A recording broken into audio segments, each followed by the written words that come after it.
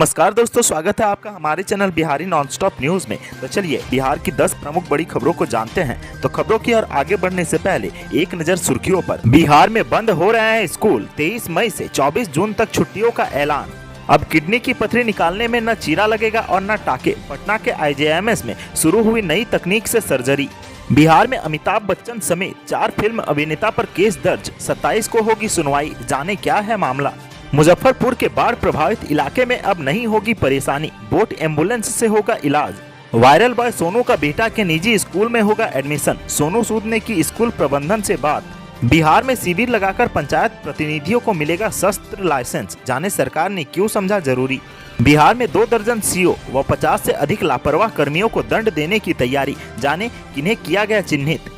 बिहार के बिहटा, फतुहा व रक्सौल में बनेंगे लॉजिस्टिक पार्क, सरकार बना रही है नीति, जानिए क्या रहेगा खास।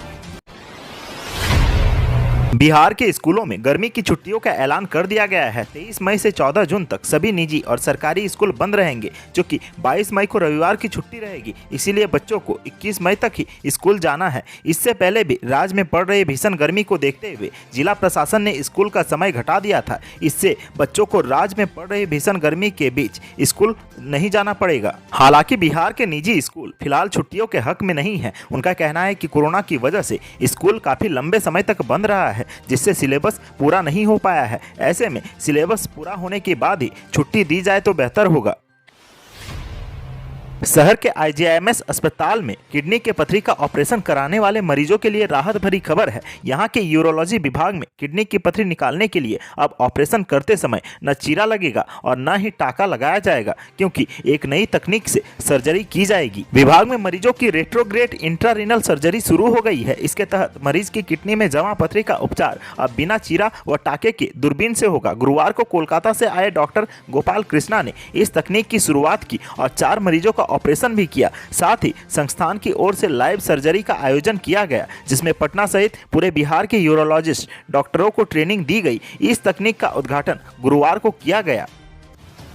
बिहार के मुजफ्फरपुर में सामाजिक कार्यकर्ता व अहियापुर थाना क्षेत्र के भिखनपुर निवासी तमन्ना हाशमी ने पान मसाला के प्रचार प्रसार को लेकर CJM कोर्ट में परिवाद दर्ज कराया है, जिसमें फिल्म अभिनेता अमिताभ बच्चन, शाहरुख खान, अजय देवगन एवं रणवीर सिंह को आरोपी बनाया गया है। न्यायालय ने मामले को ग्रहण के बिंदु पर सुनवाई के लिए 27 मई की तिथि निर्धारित किया है। सामाजिक कार्यकर्ता इन फिल्म स्टार्स द्वारा किए जा रहे पान मसाला के विज्ञापन से काफी आहत हैं। तमन्ना हाशमी ने आरोप लगाया कि 18 मई की रात्रि 9 बजे हम अपने आवास पर TV चैनल पर न्यूज देख रहे थे तो देखा कि सभी चैनलों पर फिल्म अभिनेता अमिताभ बच्चन, शाहरुख खान, अजय देवगन और रणवीर सिंह अपनी लोकप्रियता का गलत दुरुपयोग कर रहे हैं। देश में लाखों लोग उन्हें फॉलो करते हैं और वो पैसे की लालच में गुटखा का गलत विज्ञापन करते हैं, जिससे कैंसर होता है और जिससे उनके लाखों प्रशंसक खा के बीमार हो रहे हैं और काल के गाल में समा रहे हैं। सामाजिक कार्यकर्ता हाशमी ने कहा कि इसी से आहत होकर मैंने मुजफ्फरपुर के CJM कोर्ट में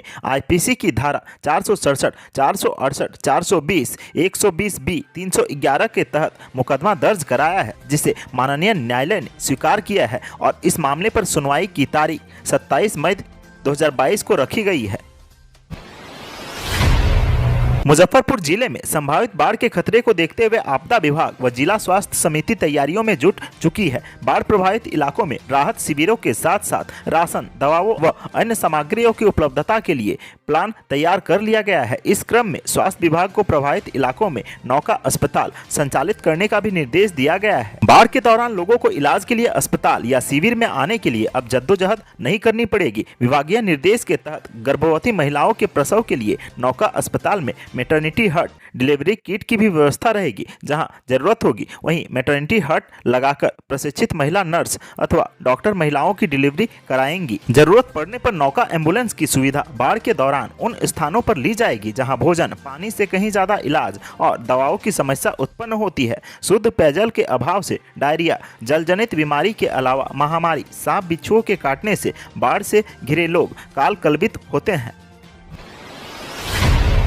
नालंदा के रहने वाले वायरल बॉय सोनू कुमार का बिहटा के एक निजी स्कूल में एडमिशन होगा। एक्टर व समाजसेवी सोनू सूद ने इस संबंध में स्कूल प्रबंधन से बात की है। स्कूल प्रबंधन का कहना है कि सोनू सूद और वायरल बॉय सोनू जल्द ही एडमिशन को लेकर स्कूल पहुंचेंगे। बिहटा प्रखंड के राघवपुर इलाके में स्थित आइडियल इंटरनेशनल पब्लिक स्कूल के प्रबंधकों का कहना है कि सोनू के लिए स्कूल में नामांकन की व्यवस्था कर दी गई है। इस स्कूल में हॉस्टल की भी व्यवस्था है। सोनू यहाँ आराम से रहकर पढ़ाई कर सकेगा। स्कूल के निर्देशक मुकेश कुमार ने बताया कि एक्टर सोनू सूद से फोन के जरिए बात हुई है। सोनू कुमार के दाखिले को लेकर उन्होंने बात की है। हमने उसकी पूरी व्यवस्था का उन्हें आश्वासन दिया है। मैंने कहा है कि सारी व्यवस्था हो जाएगी। उन्हें यह भरोसा दिया गया है कि सोनू को यहाँ बेहतर शिक्षा दी जाएगी जिससे वह अपना सपना पूरा कर सके। स्कूल के निर्देशक ने कहा कि हमने कभी सोचा नहीं था कि हमारे इस छोटे से स्कूल में नामांकन के लिए कभी बॉलीवुड एक्टर सोनू सूद का फोन आएगा।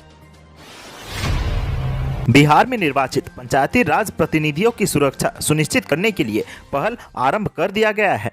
त्रिस्तरीय पंचायत के निर्वाचित प्रतिनिधियों की हो रही हत्या को लेकर बिहार सरकार ने गंभीरता से लिया है। पंचायती राज मंत्री सम्राट चौधरी ने बताया कि सरकार ने त्रिस्तरीय पंचायत प्रतिनिधियों को अगेन शस्त्र का लाइसेंस निर्गत करने के लिए सभी जिला पदाधिकारी को निर्देश दिया गया है। पंचायती राज मंत्री ने निर्देश दिया है कि पंचायती राज प्रतिनिधियों की सुरक्षा को लेकर दिए गए आवेदन को शिविर लगाकर लाइसेंस निर्गत किया जाए। सरकार गृह विभाग की अनुमति के बाद सभी जिलों के जिला पदाधिकारी को विशेष शिविर लगाकर निर्वाचित जनप्रतिनिधियों से प्राप्त आवेदन की विस्तृत समीक्षा करते हुए सशस्त्र लाइसेंस संबंधी प्राप्त आवेदनों का निपटारा किया जाएगा। इसको लेकर सभी जिलों के जिलाधिकारी को पत्र जारी कर दिया गया है। बिहार सरकार के राजस्व एवं भूमि सुधार विभाग ने लापरवाह और विभिन्न मामलों में दोषी पाए गए अफसरों कर्मचारियों को दंडित करने की कार्रवाई तेज कर दी है। सूची तैयार कर यह कार्रवाई की जा रही है। फरवरी में राजस्व एवं भूमि सुधार विभाग के मंत्री रामसूरत कुमार ने सबसे ज्यादा आवेदन रद्द करने, लटकाकर रखने और देरी से निष्पादन करने वाले अंचल अधिकारियों कर्मचारियों को चिन्हित कर कार्रवाई करने के निर्देश दिए थे। करीब 2 दर्जन सीओ और 50 से अधिक कर्मचारी लापरवाह कर्मचारी के रूप में चिन्हित किए गए हैं। डीएम के स्तर से चिन्हित कर्मियों का फाइल तैयार की जा रही है। डीएम द्वारा कार्रवाई की संस्तुति किए जाने के बाद विभागीय स्तर पर दंडित करने की प्रक्रिया शुरू कर दी जाएगी। सूत्रों से मिली जानकारी के अनुसार 2 तरह की सूची तैयार कराई है। एक सूची तो उन अंचल अधिकारियों और कर्मचारियों की है जिनकी ऑनलाइन और सरजमीनी सेवाओं के क्रियान्वयन में लापरवाह बरती है। दूसरी सूची महीनों से लंबित फाइलों की है। इनमें अधिकतर वह मामले हैं जिनमें अधिकारी कर्मचारी भ्रष्टाचार में रंगे हाथ पकड़े गए हैं अथवा अधिकारी द्वारा विभिन्न आरोपों से दंडित करने के लिए सरकार को लिखा है। बिहार में पटना के बिहटा और फतुहा सहित रक्सौल में लॉजिस्टिक पार्क बनेंगे। इस संबंध में राज्य सरकार लॉजिस्टिक नीति बनाने की तैयारी कर रही है। इसमें राज्य में उद्योग और कारोबार को विकास में मदद मिलेगी, समय पर कच्चा माल पहुंचेगा और तैयार उत्पादों को भी बाजार पर पहुंचाने में सहूलियत होगी। इससे रोजी रोजगार में बढ़ोतरी होगी। हाल ही में केंद्रीय मंत्री नितिन गडकरी ने भी कोइलवर पुल के लोकार्पण के अवसर पर राज्य सरकार को संबोधित कर कहा था कि राज्य में विकास के लिए लॉजिस्टिक पार्क और सड़क किनारे इंडस्ट्रियल क्लस्टर बनाना चाहिए। सूत्रों के अनुसार बिहटा में करीब 100 हेक्टेयर में लॉजिस्टिक पार्क बनाने की योजना है। इसके लिए जमीन भी चिन्हित की गई है, लेकिन औपचारिक प्रक्रिया पूरी होना बाकी है। यह राजधानी पटना के पश्चिम दिशा में है। इसी तरह राजधानी पटना के पूर्व दिशा में फतुहा में भी लॉजिस्टिक पार्क बनाने की योजना है। इन दोनों स्थानों से पटना एयरपोर्ट की कनेक्टिविटी नजदीक रहने के कारण भी इनका चयन किया गया है। इसी तरह रक्सौल के पास इनलैंड पोर्ट होने, वहां से नेपाल की कनेक्टिविटी होने सहित रक्सौल से हल्दिया तक प्रस्तावित एक्सप्रेस वे बनने के कारण रक्सौल में भी लॉजिस्टिक पार्क बनाने की योजना है।